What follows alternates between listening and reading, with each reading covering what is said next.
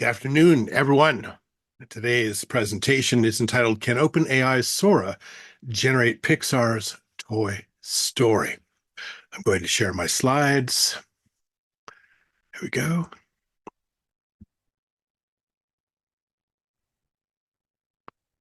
And put it on play. All right. Today's 30th of April, 2024. In a previous paper, I raised the question of whether OpenAI's Sora could generate the complete Pixar 81-minute long animated film, Toy Story. In this talk, in this column, we discuss how to think about the computational requirements of such an endeavor. In that paper, I spoke about Sora's ability to generate short videos of 30 seconds or less in length, videos of detailed photorealistic scenes. And the longest video recorded at that time was 17 seconds and was generated using a 38-word text prompt input to Sora. And Sora is built on top of OpenAI's foundational model, GPT-4. The text prompt used for the 17-second video is the following. Beautiful, snowy Tokyo City is bustling. The camera moves through the bustling city street, following several people enjoying the beautiful snowy weather and shopping at nearby stalls. Gorgeous sakura petals are flying through the wind along with snowflakes. So a very short 17-second video is generated from that input prompt.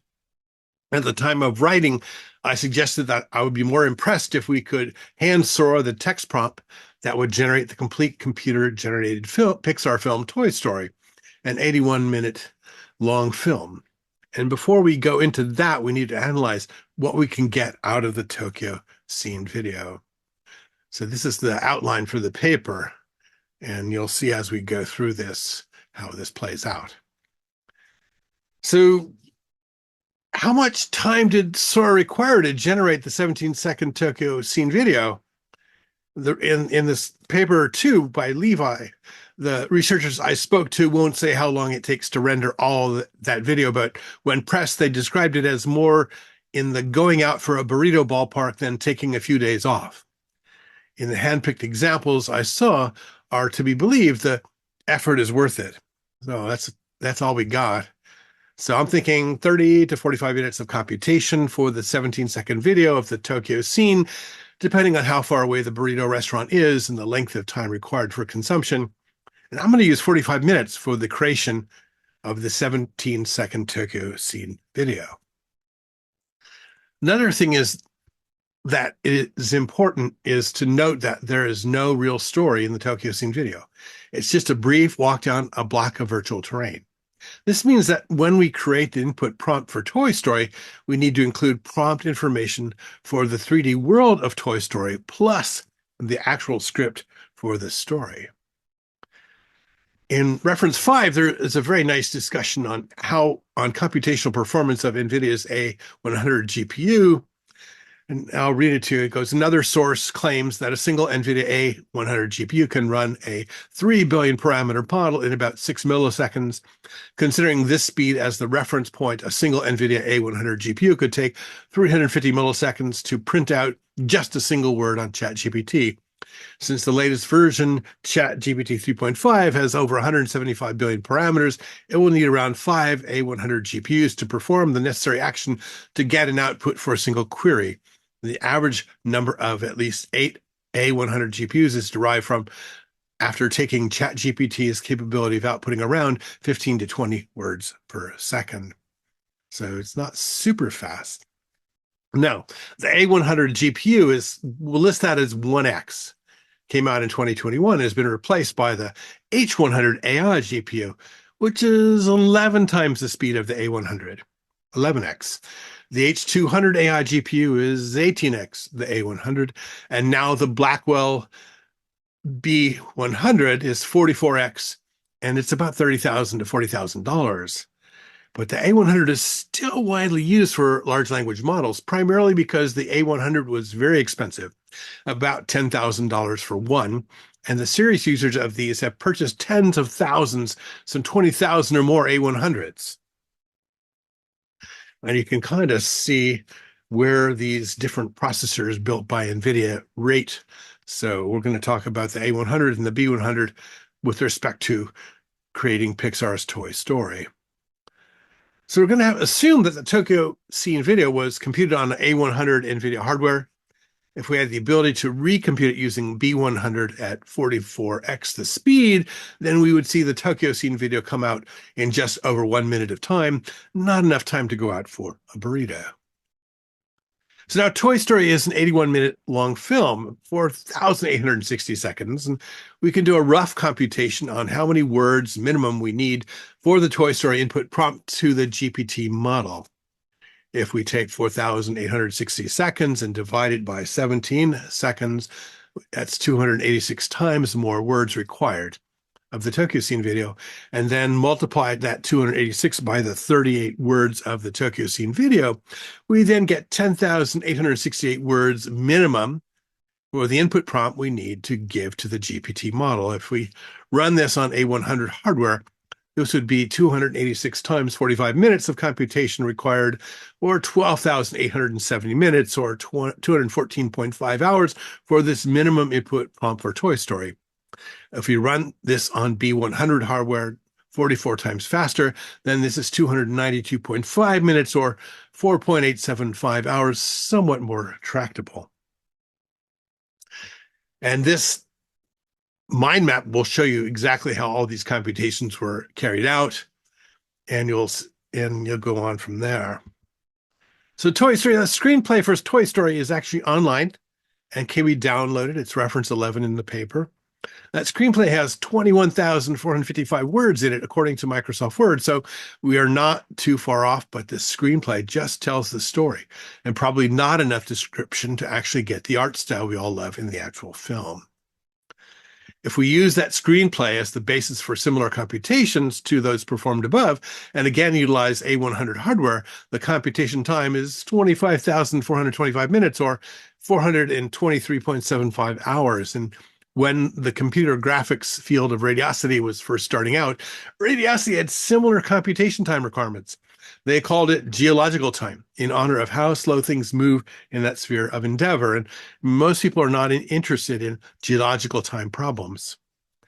If we use B100 hardware, again, 44 times faster, then we need 578 minutes, or 9.63 hours for our computation.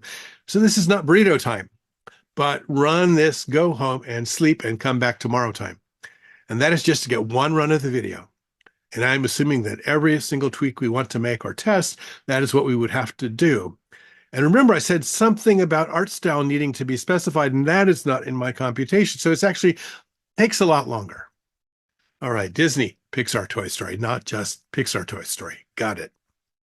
Now, let's talk about tokens and limitations. One of the things most trying to understand are the input limitations of OpenAI's GPT models. Sora is built on top of GPT. This means there is a maximum size of text prompt we can provide to the GPT model. The limitation in size of input prompts is not specified by word or character count, but rather by the number of tokens. In reference 9, tokens are defined as groups of characters which sometimes align with words, but not always. In particular, it depends on the number of characters and includes punctuation, signs, or emojis, which basically means you only find out by trying your prompt. My first prompt was to hand ChatGPT a PDF of a screenplay, and it just balked at it and did not provide any meaningful error message. ChatGPT 4 has 8,192 tokens as the maximum input. It's about 5,734 words using the rule of thumb of one English word, equivalent to approximately 1.3 tokens. And the complete list of the token max for each of OpenAI's GPT models is in reference 10. GPT-4 has a max tokens of 8,192, as I said before, and GPT-4 Turbo has a max tokens of 128,000. That ought to be enough for us to do Toy Story. For us to compute the complete Toy Story, we need that GPT-4 Turbo. Hopefully someone will give us the time on their computers, because we don't have the computers. So what can we do with all this inference performance for the interactive experience realm? Well, let's assume that NVIDIA Blackwell farms become prevalent and available everywhere, and we have enough money and power to utilize them. And let's assume that we can make the running of LLM, large language models, more parallel and that we have all the fast memory we require. And let's assume that we know how to author input prompts to our large language models that can provide us the 81 minutes or more of content, either in filmed entertainment form or interactive game form.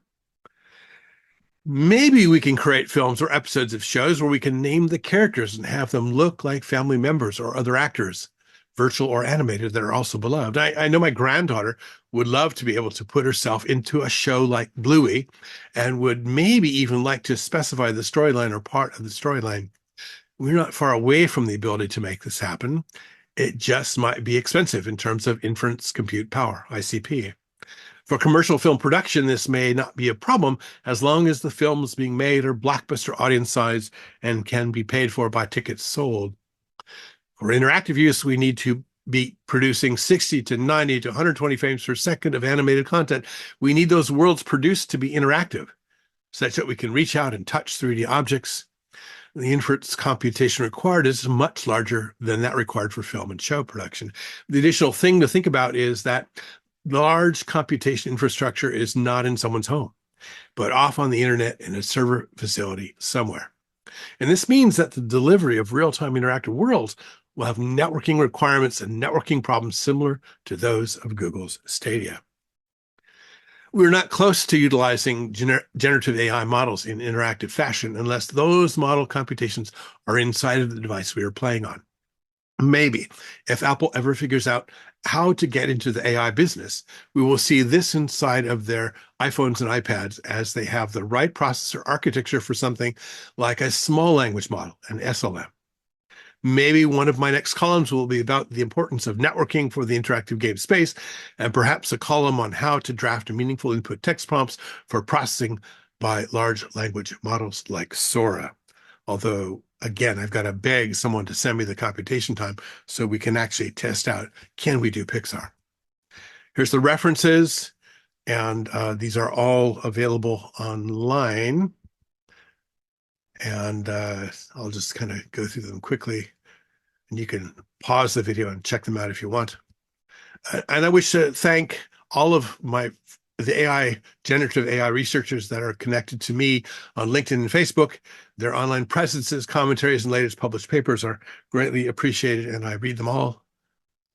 And if you want to contact me, this is my email, that's my website, and this video will be on that website. And I even have a QR code for WeChat in case you are somewhere far, far away. All right, what I'm going to do is stop the sharing and get back to this screen here. And I hope you enjoyed this presentation.